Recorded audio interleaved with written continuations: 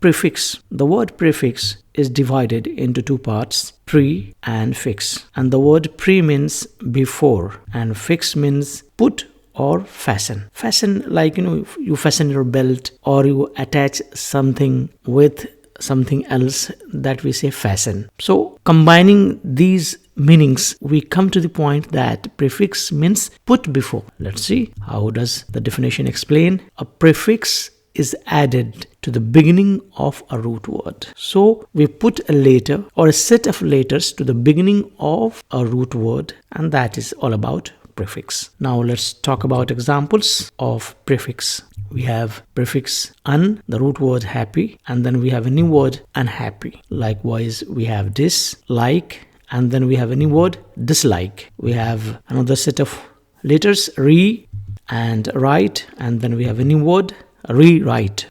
Then we have dis again, and we have appear, and then we have another word disappear.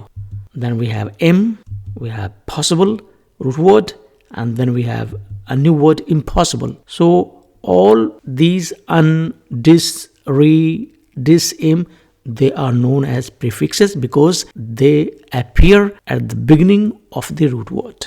Okay, we have some more examples to understand this concept. Adjective prefixes.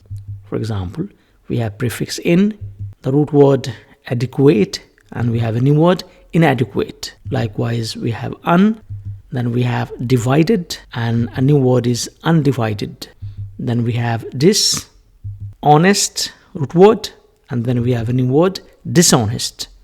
Ill, we have the root word literate, and then we have a new word illiterate.